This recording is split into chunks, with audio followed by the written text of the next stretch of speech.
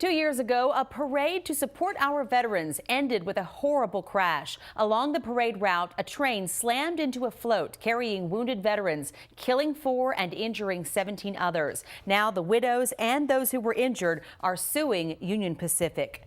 Accusations filled a Midland courtroom for day 3 of the trial. It began with opening arguments and continued by examining witnesses and focusing on every small detail. CBS 7's Lauren Landman was there all afternoon. She joins us now. Lauren, what seemed to be the focus today?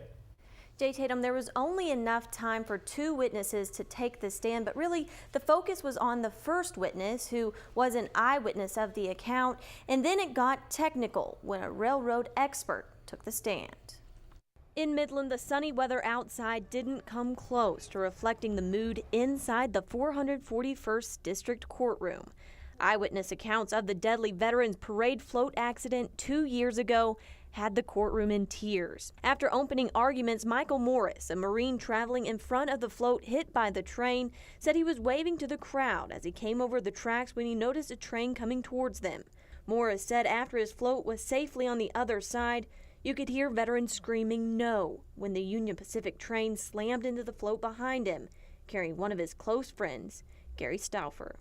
After a series of questions, the plaintiff asked, "What did you do after the train hit?"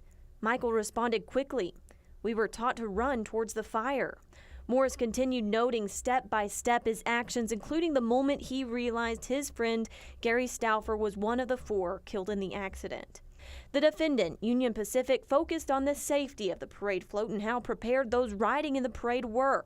Cross-examining Morris on the height and safety of the float, they asked, "So, you would need steps to get off safely?" Morris replied, "We never made it to the end, so I don't know."